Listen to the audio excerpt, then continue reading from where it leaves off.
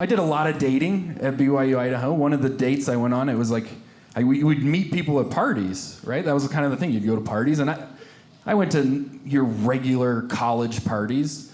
You know, like one party I went to was a 4-string quartet in a friend's basement.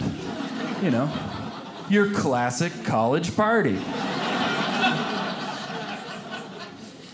What I loved about that is I got to test out some of my dating techniques, right? So I'm at this party, and the 4-string quartet is just lit. They are tearing up those classical pieces. And I see the violinist, and I'm like, oh my gosh, she is beautiful.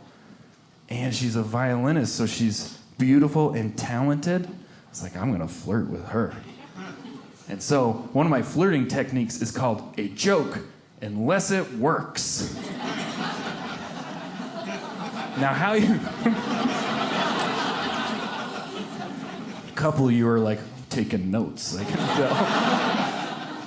But a joke unless it works, how that goes is basically, you go like, hey, you wanna make out? And if their response is, ew, no! You go, chill out, lady. It's a joke. What a creep. So I'm like, I'm gonna use this technique to the fullest, right? So she's playing the violin, and I get in her line of sight, and I go and I post up.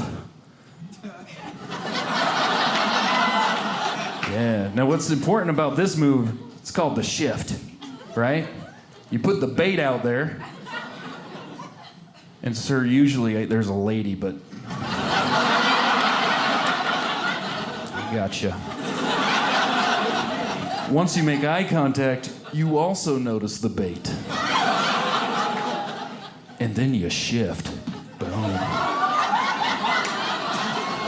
And just reels them in.